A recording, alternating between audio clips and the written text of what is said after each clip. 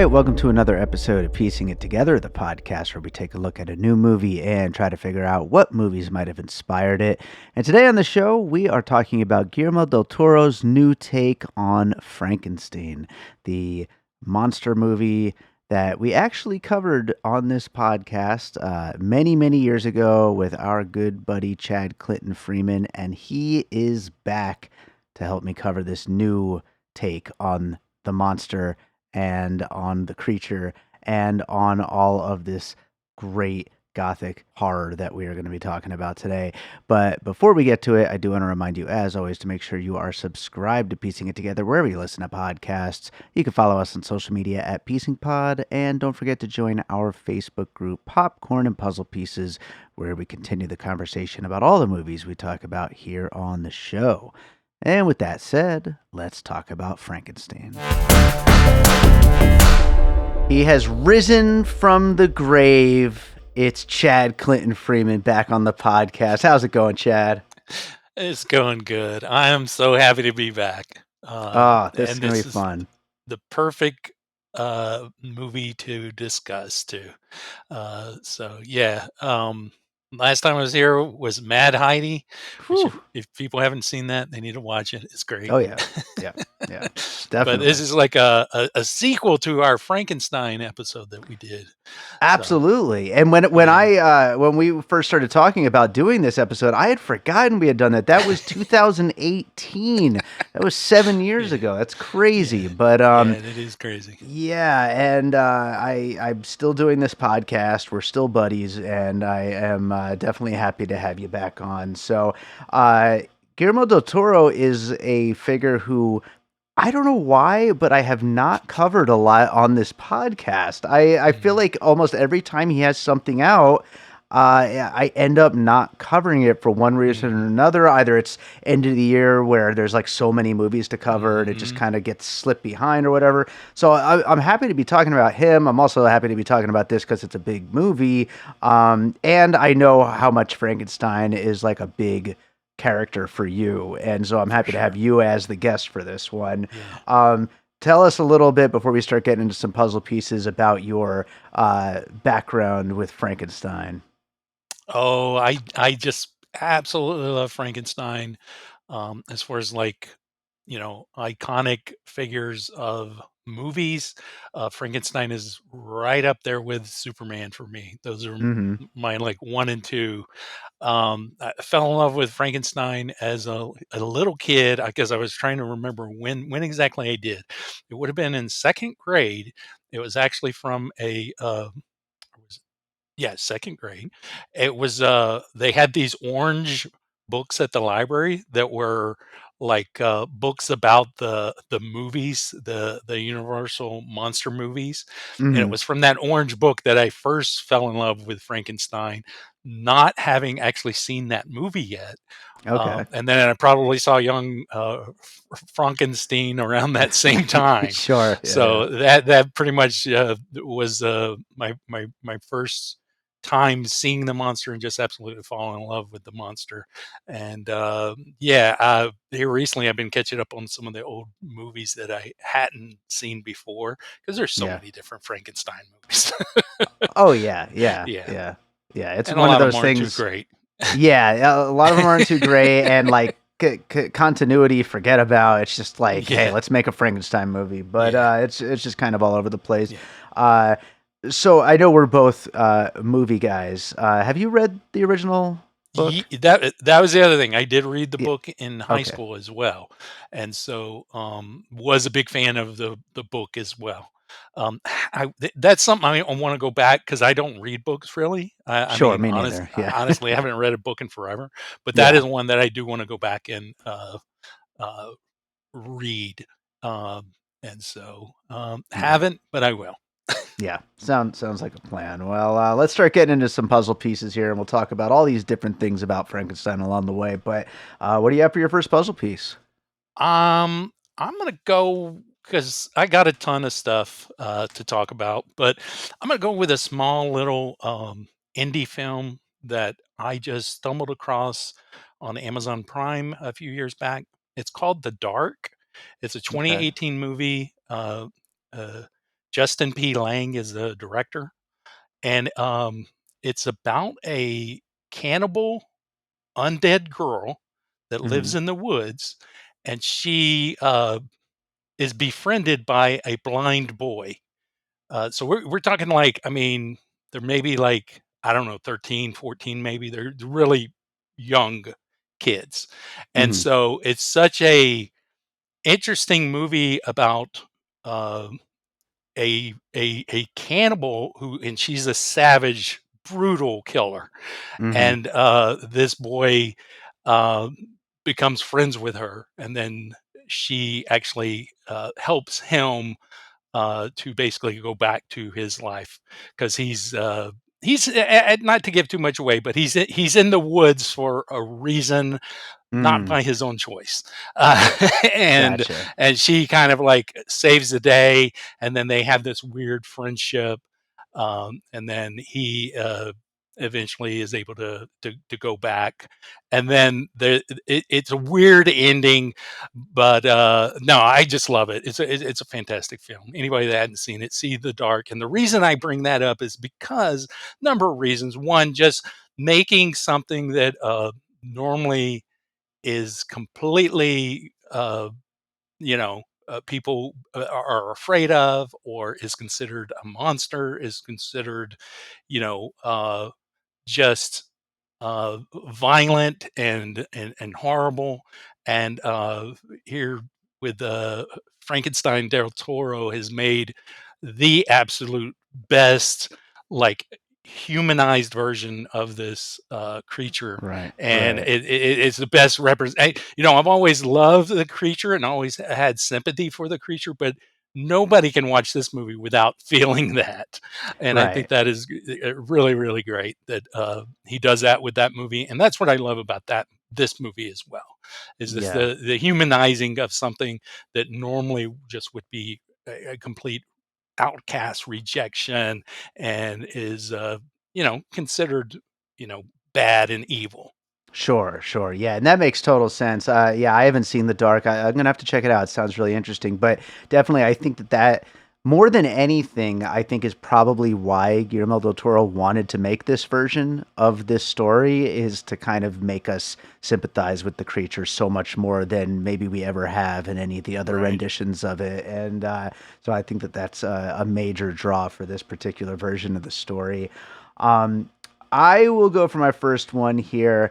I don't have a I've got like about 5 or 6, but like I think I'm going to start off with something that I probably brought up as something that the original Frankenstein had inspired, and now here we are coming back Hmm. around. But I think it belongs on the list, and that is Ridley Scott's Alien prequels, Alien Covenant and Prometheus, Oh yeah. which really deal with the questions of gods and humans and creators, creations, Hmm. and wanting answers and not getting them, and how we really, once we kind of put that spark into something, it's now it's theirs. It's there Right. now. Life is theirs to figure out, and it doesn't owe us anything at that point. And it's something that I know some people didn't like about those Alien prequels because they just simply wanted more Alien movies. Right. And I get it, but I think it's infinitely more interesting. And I think that it's a story that, clearly Mary Shelley was interested in with the original story here. And Hmm. anyone who does any kind of adaptation of this is interested in because it's inherently what is happening with this story with Right. Victor Frankenstein and his creation and the back and forth between the two of them. So that is where I'm starting here with this, and yeah, I'm Nice. pretty sure I brought it up on the original movie as well. So What's funny is that one, when I was watching the movie, that did come to mind. I didn't know which one it was. I think it's not Prometheus. I think it's the other one that there's an image of uh well, when we see him, Frankenstein, when we see him drop into the water and then he's kind of mhm. staggering about, it very much Yeah. reminded me of a scene from I don't know which one it was, but it was one of those movies. Yeah. The Yeah, I the think I the think it the was Covenant. I think I know what you're yeah, talking yeah, about, I and think I think so. it was, yeah, Yeah. which It is was either the at the better of the very 2. end or the very beginning, and it Yeah. seems like that they kind of melt away or something. But Mm. it very much reminded me the look of the monster in this is very similar. So, Yeah. but Oh, that yeah, actually, now that you describe it a little more, that is the beginning of Prometheus. That's okay. exactly Oh, what that's it is that beginning you're of thinking of. Prometheus. Yeah, but Okay. yeah, when he takes the thing and then he melts away and Yeah, yeah, his yeah, yeah, DNA is basically being seeded in. But yeah, definitely, it yeah. looks a lot like the way that this creature is, Right. and his DNA will probably be seeded into all of us eventually. So let's go to another puzzle piece. What do you got next? I big shocker back on the show. So there's definitely going to be some things brought up that you're probably Oh expecting boy. that I'm going to bring up. Hmm. So my next one, I think I'm going to go to Batman v Superman, and Oh boy. I've got the explanation here. So first off, is that I really feel like that this version of Victor is very similar to Batman and Batman v Superman. He's driven by grief, and he's very just has the blinders on, and he's one track. He's going to Hmm. do this no matter what, and he's not really thinking. Um, Now, the creature in this is very much Superman, and if Mm. and he is just so very powerful and able to just like take out a dozen guys or whatever all at once. Now, the Yeah. opening of this film, the prelude, when we first see Frankenstein, oh, I'm sorry, the creature, which he Uh-huh. technically is Frankenstein Jr. I mean, that's what I like Sure. to. Yeah, it's his kiddo. Yeah, Yeah. exactly. Um, when we first see him, that moment of him going toward the ship and everybody shooting at him and he's throwing people about, like that reminds me of Batman in the warehouse scene in Batman v Superman, where Batman Mhm. is just taking people by their head and slamming them on their head. I mean, the action there was very similar to me. So there were a couple of other things, but I mean, basically in Batman v Superman, you had Lex, who created Doomsday, and so you've got that element as well. So Oh, in yeah, some sure. ways, Victor's kind of Batman meets Lex in this film, um, and at the end when you have Frankenstein actually help. Uh, uh, push the ship into the sea. There's a scene in Batman v Superman where Superman is pulling a ship across the Arctic. Sure, So, sure. Yeah, you're yes, right. yes, That's okay. yes. All So there's right. a lot of things there, and I'm sure Lots of I'm forgetting something yeah. right now. But Yeah. I Lots of little I connections. I feel like that Zack Snyder's a filmmaker that toys with perspectives and you see things and then you realize other things later. And I think that Del Toro is that same way as well.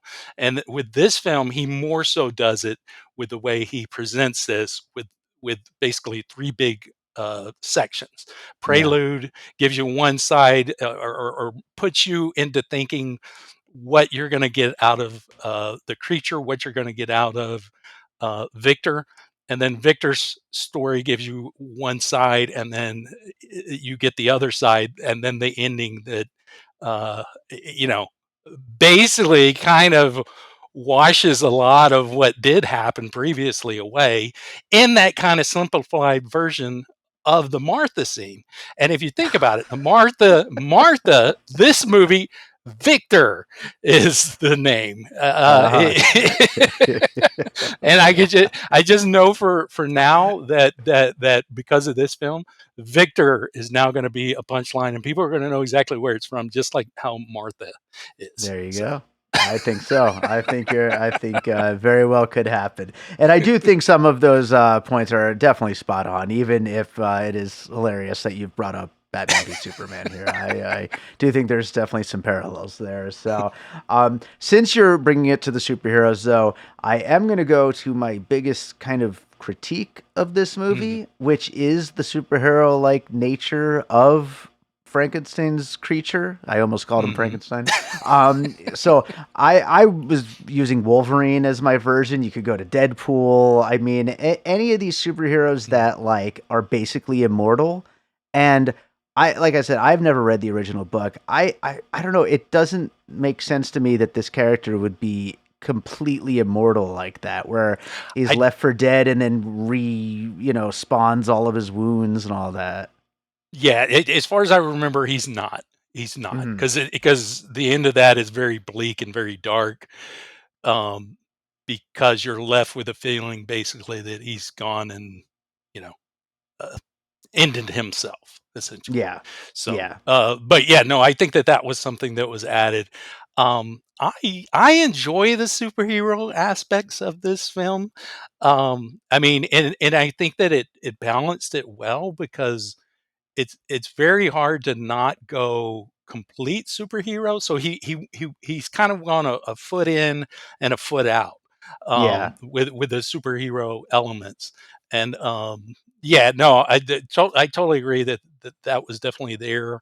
And I think that's something that akins back to Del Toro doing Blade 2 and Sure, sure. Hellboy because the horror and the superhero aspects I think of something that has always been a piece of a lot of his films. Yeah. Well, and So I think that that's why it kind of bothers me here is because like he's presenting this movie as almost like a prestige kind of like, this movie a lot of people are like questioning whether or not it could be up for awards and mm. like is this like one of Del Toro's best movies and it's like is it all that stuff or is it a superhero movie? Like like like it's Can it be not both though? can it Can be it be both? both? Can it be both? I Can it be a monster movie, a superhero movie, uh-huh. and the best movie of the year, and Del Toro's best movie? Yes, it Yeah. can. I feel. Yeah. I mean, it's probably up there for Del Toro, honestly, for me. But yeah, that's just something that, like, to me frustrates me a little bit. But I don't know. Maybe as the movie sits with me longer, I'll be like, okay, sure, let him be a superhero. It's fine with me. But let's go to another puzzle piece. What do you got next? Yeah, I think that's why part of why I love it so much because Yeah, I'm that sure. the highbrow meets lowbrow that like I think is bothering you is what really gets me Yeah, excited about it. sure. Um, I'm gonna go with one, and I'm pretty sure we talked about this on the Frankenstein episode, but going with Chappie because another movie I absolutely love, and what really I felt uh, Chappie with this was when um, Victor was talking with him at first and trying to teach him how to speak and how excited the creature was. The creature was all excited and happy, which usually Frank when the monster comes out, usually he is absolutely pissed off, he's Hmm. angry, and he's fighting. This one, even though he's probably in more pain than any of the other monsters, because he's basically completely all in pieces. It's not just a different head, different hands. It's Yeah. like everything's pieced together. Different Um, muscles and different he like Yeah, ligaments. exactly. Yeah. He does has this childlike wonder of the world to him, and just his excitement of just you know learning. I felt that, and that reminded me a lot of Chappie, especially when Chappie, of course, Chappie is stuck in that the whole movie, and I think people one thing that irritated people that I actually absolutely love that there was no growth with Chappie. That Chappie was always kind of stuck in that. Oh, Right. this is something. There was a little bit of learning that he actually showed that. Hey, I've learned this, but for the most part, he was kind of stuck in that wonderment of. Oh wow! What is this? And Sure. I love that that was how we got this creature to start with before he did, actually get into some maturing and actually learning and being knowledgeable. Yeah, no, I agree with you. Actually, that's one of the things I liked about this movie the most, and I think that Chappie's actually a really great puzzle piece for that because yeah, it Yeah. is a character who also has been created at this moment in its life, Mhm. and Mhm. he's excited to learn. He's excited to Right. experience things, and he's all for it.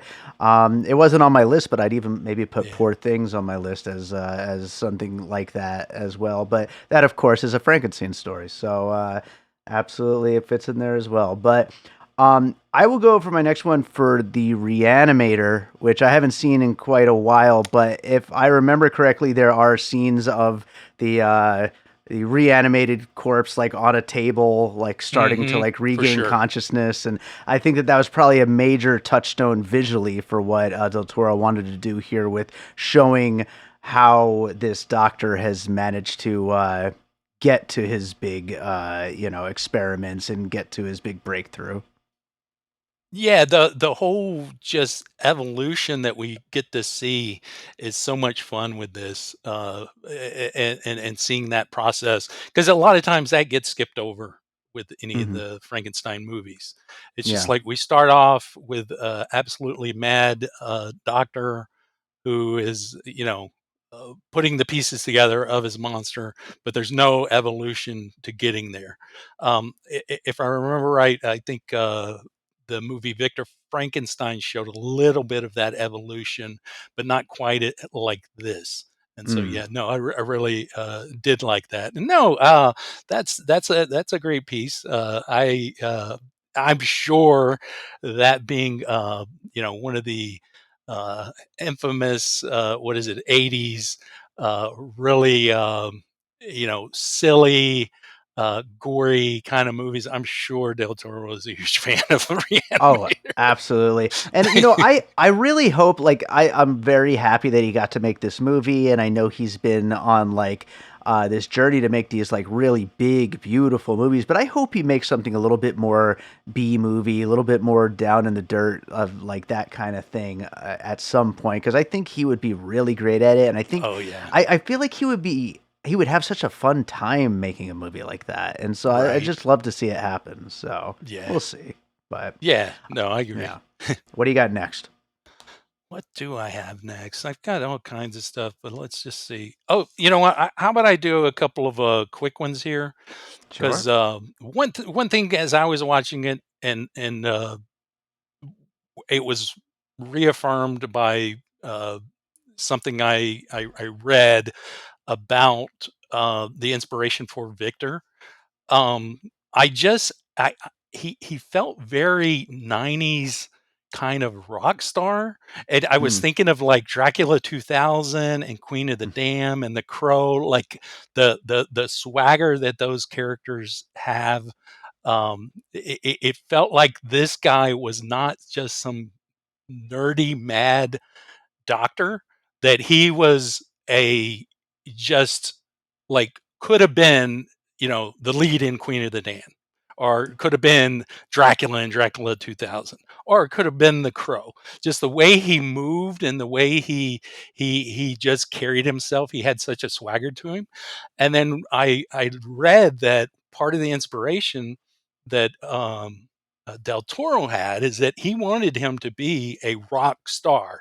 He wanted uh, uh, David Bowie and Prince energy, and Mm. I forget some of the other ones that he mentioned. But he had Oscar Isaac. He made him actually watch videos of Prince, and supposedly there's a couple of moments where he's actually very much mimicking him the way he walks, because he Nice. wanted he wanted it to be that he is an artist, not that he's a scientist, not that he is uh, doing something with the science, but that he is creating art, and that the creature is his work of art. And Sure. and, and I thought that really did come across, because as I was watching it, I remember there was a particular one where Victor lays down in the bed, and I was like, it just felt like the Crow to me. It felt like Brandon Lee in the Crow, the way he moved. So. Yeah, no, he definitely has that rock star energy, and you're right. Like in Mhm. that era of like kind of gothic tinged like Mhm. horror action movies like The Crow and Queen of the Damned and Dracula Right. 2000. Like that was everything was like super rock star like, and so like Right. that's really For cool. sure. And I think casting Oscar Isaac is a great idea for something like that because he is so damn cool when he has the right project, and he Right. can be so damn good, which actually brings me to another puzzle piece, which is Ex Machina, because Nice. in that he is the asshole father of a creature who isn't quite Right. human but wants to be human, Right. and he doesn't really do dancing here, but he does some dancing in that movie. Yeah. But that's kind of rock star behavior, you know. Oh, yeah, Um, for sure. but his creation, you know, has all these questions about what it is to be human, and wants to know all about humanity, but is not going to get that from its creator. And so that kind of brings you back to what we were talking about with Covenant and Prometheus as well. But Ex Machina is a great example of that, and an example of Oscar Isaac and just how much of a rock star performer he can Right. be. And he got kind of caught up in the Star Wars and Marvel stuff for a while. Right. But I hope we get more great performances from him because for a Right. while he was just on fire for like the Yeah. early 2000s. Yeah, and the funny thing is that with this movie is that he very much is such a rock star. He's so much so that he's just like an arrogant prick. Yes, which is Like perfect. That's what he's supposed to be. It's perfect. yes.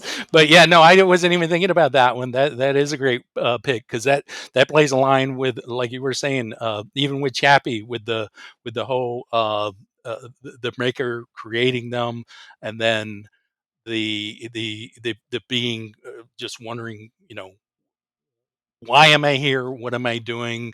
And there's not a whole lot of answers. It's more Yeah. like we've done this, not really thinking ahead, not thinking that far ahead.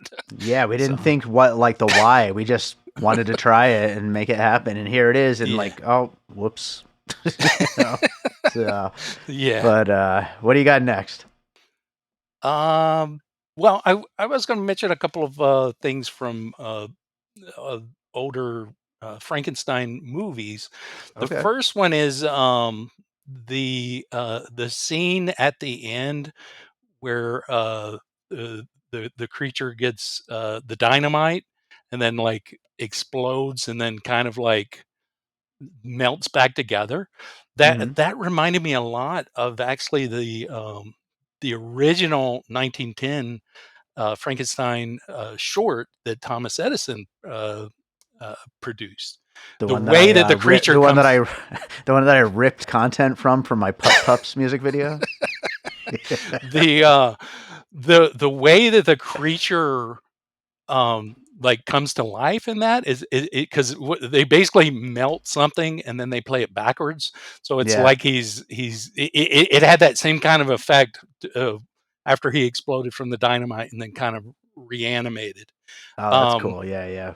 and then the of course the 1931 James Whale Frankenstein movie, the one that everybody knows and loves, the little girl scene where the creature uh, you know goes up to her and she's playing with the flowers, and at first he's just enjoying throwing the flowers into the water and watching them float.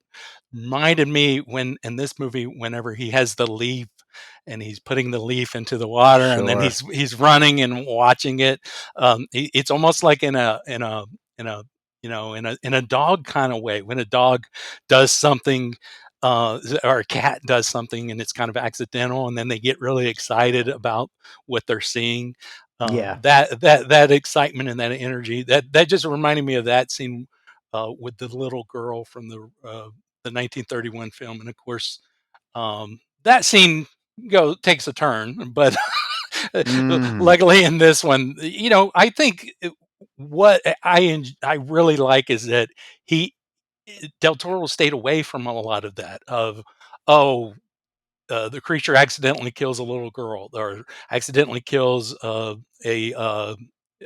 like the Victor's younger brother, which is what happens in the book. Things like that. He stayed away from that stuff. So this creature, honestly, I mean, the only time he's doing anything is self-defense, as far as like, Yeah. fighting with anybody or trying or revenge, because he's trying to, you know, go after Victor. But other than that, there are no like accidental murdering people or intentionally murdering anybody. So Yeah, yeah, absolutely. He's just simply trying to find his place in the world and trying to learn and trying to experience new stuff. Uh he's not a screw up or whatever. Like right, he's not messing right. things up. So yeah. Oh, I was going to mention also I Frankenstein, which I know a lot of people hate that movie, but to my knowledge or my memory, that was the first time I remember actually having the creature speak and be actually Mm, intelligent. And then we have that here, and of course in the book that's from the book, where the creature is you know learns to speak through actually watching the family, just like he does in this movie. But as far as I remember, I Frankenstein was the first time that I remember seeing that, where it wasn't just like him grunting and not really being intelligent. yeah. Looks like he's going to be speaking a lot with the Christian Bale one in Oh The yeah. Bride next year, Yeah, which I'm I can't excited for wait. that one next year. Yeah, It's going to be yeah. awesome. Christian Bale, that it just is like, oh man, that's gonna kill. Yeah, Yeah, so good. everything about that movie I'm excited for. But Yeah. let's go to The Northman for my next one here, Oh, which good one. I think is probably underappreciated as far as just the amount of beauty that is put into that movie in the midst of all that just dark, just violent, just awfulness. It's just so damn beautiful. And from the score to the cinematography to the set design, production design, I mean, that's something we always associate with Del Toro. And I mean, it's certainly not lost here. He's certainly continuing Right. all that. But I do feel like it's kind of in service. And this goes back to my criticisms about the kind of superhero kind of thing. It feels a little bit video game like as well at times, which is another thing that I kind of said about The Northman back when that came out. It felt like it has like the story trajectory of a video game story, Mm, which I think both mm, of these do, where it's like a character going through stages almost, and it doesn't feel necessarily like a story that kind of unfolds naturally. It feels more like a character going through all these particular moments. Oh, they got to get out of here, they got to get to this, they got to find safety here, they got to do this. mm. It's like all these little steps along the way, and that was something that was interesting about the way The Northman was, the story for it was told. And I feel like it's kind of similar here with Frankenstein, and both movies are beautiful, but then they both have that kind of almost rudimentary structure to them. Hmm. Yeah, I remember the Northmen loving how it looked, and I just did not like the story at all. Hmm. So I totally feel that there, but this wasn't video game for me. Uh, All right, for Frankenstein.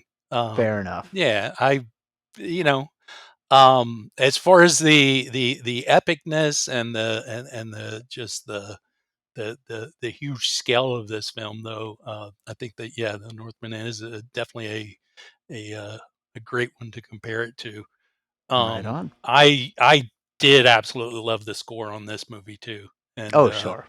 Yeah. yeah, and there's so much about this visually. There's just like, I remember when I first saw the creature, just looking at individual images, I wasn't sold on it because it kind of felt like it kind of had a Twilight vibe. But that's only just that photo, because that's not at all how it felt in the Jacob movie. Elordi is It, a very handsome man. That's yeah, very true. yeah. So, Which Andrew Garfield was actually supposed to play that role, and I just oh, don't that's right. see Andrew I Garfield. you know I do love Andrew Garfield, so I mean I think he can do anything, but I do think Jacob Elordi was probably the right fit here. He's just like he's got a very specific thing, which is very odd, and it actually come up to my next puzzle piece here in a minute, which I think kind of connects there pretty well. But let's go to yours first, though. What do you got next? Well, this will play good with, I think, what we were just talking about with the Northman. Um, well, I'll do I'll do the wide stroke piece and then get to this one. So I was going to say Quentin Tarantino. Okay. And so first off, I'm going to say Hateful Eight. The Hateful Eight, the bleakness that you feel with the mass of just snow and middle of nowhere. You get that with this opening with the Arctic, and just it felt very cold and very like I said, just bleak, which is Hmm. very much what the end of the original novel is. And so I'm glad that the film didn't stay that way, and I'm glad that we did get the ending that we got here. Um, Yeah. uh, but in addition to Hateful Eight, of course, I'm going to go with uh, Django Unchained. Of course, Christoph Waltz. He is very much Christoph Waltz in this movie, and very much could have. I mean, it's basically kind of the same character that he plays in most Tarantino movies. Um, Hmm. I think him in this film really added a bit of a silliness that the film needed during the early on stages of the film with to balance out Victor.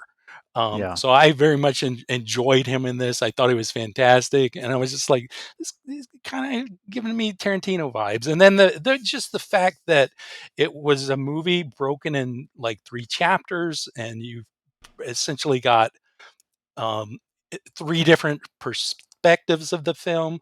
That's very much something that Tarantino always does, especially Pulp Sure. Fiction. So, I mean, uh, that's what, uh, you know, uh, I just was thinking of different ways that I felt that there was an influence there. Yeah, and every chapter is kind of a new perspective that all kind of Hmm. adds little bits and pieces to what we Yep. already knew. It all recontextualizes what we knew from Right. the earlier run throughs of the story. Yeah. Yeah, absolutely. I think all that, and yeah, I really like Christoph Waltz in the last Del Toro movie, the Pinocchio. I thought his character was really great in that too. But yeah, he's always great in everything. Yeah. We He love to see is. him. He So. is. And we love to see Tarantino influence on everything as well. For Um, sure, for sure. Especially that's the thing is that like there's a moment in here whenever I mean I don't think it was intentionally supposed to be funny, but it was funny when I was watching it. It was funny with the crowd that I was seeing. But the part basically where that his character dies, mhm. I mean, I don't know. It just seems so comical and so just like silly in this movie. But the whole time that he's on screen in every aspect, there's just a wackiness that is added to the film that I very much Yeah, because enjoy. it's so heavy all the rest of the time. So it's like Yeah, it's good to have a character like him in there. yeah. But yeah, my last one. Speaking of Robert Eggers, and speaking of a retelling of a classic Universal monster, although Nosferatu is not exactly Dracula, but it's basically Dracula. Right. I'm going with Nosferatu from last year. Another movie that takes this classic literature character and makes it a little more sexy. Speaking of Jacob Elordi, making it a little more gothic, and just really kind of upping the vibe and the just making everything just so kind of beautiful and so picturesque in the way that you Mm, kind of tell this story, because it fits so well for this kind of a story, and that gothic thing just fits so well in a telling of whether it's a vampire story or a story like Frankenstein. It fits so perfectly. And I do think the approaches, like everybody was so excited to see what Nosferatu was going to look like. And then when we finally saw it, it's not what we expected. right. But at the same time, it's an interesting big swing. It's a Hmm. unique take. And whether you like it or not, at least it's not just the same old, same old. And Exactly. I think the exact same thing could be said for Frankenstein and specifically this creature that Jacob Elordi has created here. Yeah, for sure. Yeah, totally. Yeah, the Nosferatu. Very interesting movie. All of Robert Eggers' movies are. Sure. He's one of those filmmakers that he puts you in the world. That's what I love about Del Toro. He's the same way. Tarantino, same way. Um, put you in that world, whatever world it is. And so if you love that world that they're putting you in, then you're going to have a blast. But if you Mhm. don't necessarily love that world, then it may be a bumpy ride. It's always going to be an experience, though, and it's always going to look really good. Sure, And sure. so, yeah, no, I think definitely Eggers is a great filmmaker to compare to Toro in different aspects. Um, his he's also highbrow meets lowbrow, but in a Sure? different way. So Yeah. No, you're absolutely right. Yeah, yeah, definitely. So, do you have any other puzzle pieces you wanted to bring up?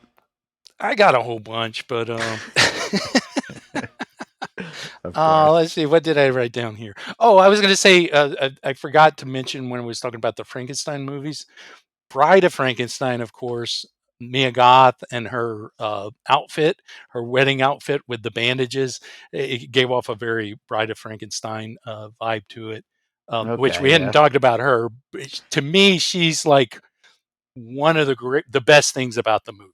I mean, Mm, because she's like this pureness in this world of this completely obsessed guy, uh, just doing things at doesn't matter the cost, and then you've got this creature that normally would freak everybody out, and it's because of her and her approach to him, I think, is what really shapes him and moving him forward.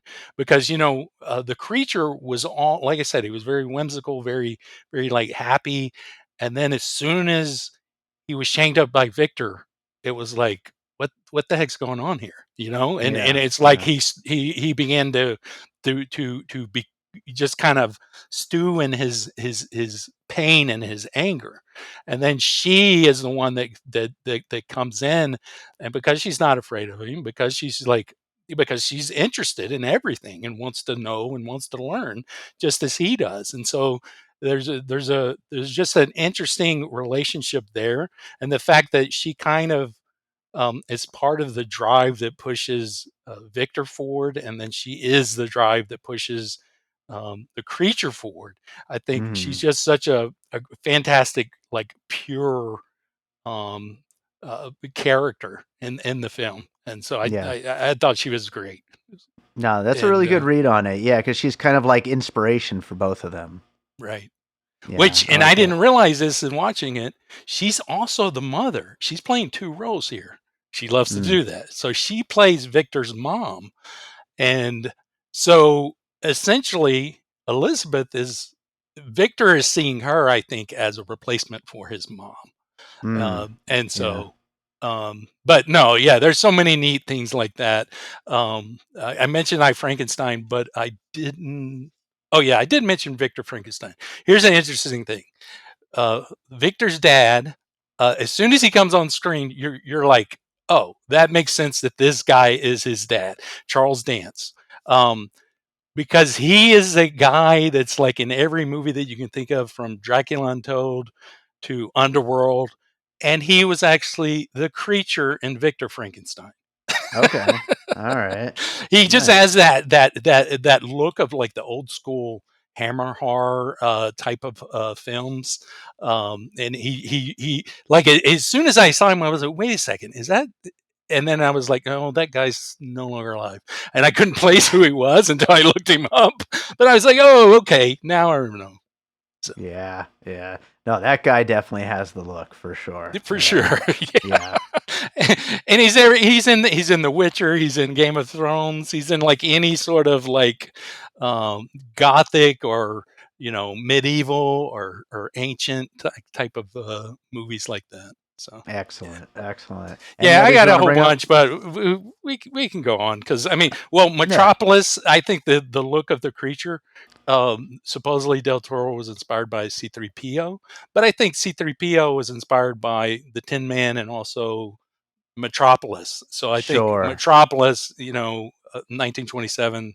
That's also about technology and moving forward and pushing forward without asking questions. And I Yeah. think Blade Runner is kind of along that same line. So Blade Runner is another great one. I just figured I'd throw in there. Okay. Yeah. No. A couple of really good ones to end on there. I think we got into a lot of really great ones here. But yeah, let's start getting into some closing thoughts on Frankenstein. Anything that you wanted to mention that we didn't quite talk about here? I think we pretty much got into everything. I did love this movie. Of course, Del Toro's one of my favorite directors. He's probably at one time he was down like 3 or 4, but in recent times Tarantino has dropped, and I think Del Toro is number 2 under Zack Snyder. And Of I, course. I think this I think this movie um, is my favorite of his. It just like it was exactly the Frankenstein movie that I wanted. And he spent like 30 years trying to get this made, pitching it everywhere. I'm so happy he was able to make it. And I just I absolutely love it. I really do. I think it is very much a masterpiece. Awesome, awesome. I'm glad that it worked. I'm glad it worked for him too, because I mean, even if I didn't love the movie as much as you did, like he's such an easy guy to root for. He's like, Oh yeah, he's as so far great. as people who love movies, like he's the guy, So I want him to get to make these things, and I'm always excited whenever he has a new project Yeah. out. Regardless of what I end up thinking of it. But yeah, is there another movie you watched recently you'd like to recommend to our listeners? Yeah, actually, I have a couple of new ones, but I'm gonna go with an old one because I had never seen it. And it's Toby Hooper's The Mangler. I'd never Okay. seen it. I know probably a lot of people have. This is the weirdest movie ever. But when I was watching it, it felt a lot like a Del Toro movie in a way, and that's why I decided to bring it up here. It's very film noir. It's film noir meets horror. It's very dark, and it's just very odd because it is about a laundry press that is possessed. This is based on a Stephen King short story, and Robert Englund is like the boss of this laundry place, and he doesn't care, keep on going at all costs. And then the Uh, guy that played Buffalo Bill is the in Silence of the Lambs. He mhm. is the like lead in this film, and it's so odd that he's in that role as the lead, Huh. because he's mostly in weird parts here Sure. and there. Uh, Yeah. but it's just such an odd movie, and I'm just like, why hadn't I seen this before? Because again, Toby Hooper, I love him. The reason I watched it is because the sequel finally came out. The sequel was lost for like 20 years, and then they finally put it out this year. And then I was like, you know what? I never even saw the original. So I watched the original, and then I watched the sequel. The sequel's horrible. So skip Mangler 2, but Yeah. the Okay. Mangler is a fun watch. Wow. It's one of those movies where it's almost like Showgirls in a way, at how Mhm. funny it is, or The Room even. I mean, everybody was high on cocaine. They had to be when this movie was made. I Sure, mean, sure. the humor throughout it that is like not intentional is just so great. Oh, yeah, he is God, he can make some weird fucking movies. Let's put it that way when it For comes to sure. Toby Hooper. So, Oh, for yeah, sure, for sure. that sounds Yeah. great. That sounds awesome. I love the synopsis of it. I'm all for it. Uh, Chad, it's so great to finally get you back on the show after so many years. Is there anything you'd like to plug before we wrap up here? No, I don't got nothing going on. Yes, all good, all good. We start things, we stop things, we continue things. Somehow I'm still doing this show 8 years later, Yeah, but no, it's awesome. I'm very happy that you are. It's so super cool. Especially cool to come back like this. You ever need anybody for Del Toro or Snyder or M. Night or anything Frankenstein or Superman? I'm your guy. yeah. What about another Swiss exploitation movie? If another one of those Hey, happens. if we can find one, yeah, sure. All right, I hope you enjoyed that conversation about Frankenstein. Thank you to Chad Clinton Freeman for joining me on that one. And thank you to you for listening and for a little bit of inside baseball. The reason we were joking about the Swissploitation, I was telling Chad before we started the conversation that my template that I created a few years ago that I use every time I record a new episode of Piecing It Together. It's got all of my like compressor and EQ and all the things to make sure this show sounds good. My template is set to default to name every new episode Mad Heidi, which is the Swissploitation movie that I covered with Chad on the last time he was on this show over 2.5 years ago. So yeah, that's why that movie, Mad Heidi, the Swissploitation horror, is always on my mind because I see the name every time I go to export a new episode. But anyway, that's today's episode. I hope you enjoyed it. You can follow us on social media at Piecing Pod. Of course, make sure you are subscribed. And while you are at it, make sure to get in touch with me if you ever want to join me for an episode. I'm always looking for new guests here on Piecing It Together, and I always love getting back our old favorite guests like Chad. Also, shout out to Chauncey Talese, who I was going to do this episode with. We'll get him back on the show soon. But yeah, I guess that does it for today. Let's close it out with a piece of music like I always do. I've got lots of big, epic horror that I could pick from, but I also have a song from the Pup Pups called Dr. Frankenstein about how I have created my own little monster in our boy Harvey. May he rest in peace. And this is a song about how I'm Dr. Frankenstein and I've created a monster. So hope you enjoy it. We'll be back with more Piecing It Together real soon. I created a monster. I must be out of my mind. I created a monster. I'm Dr. Frankenstein.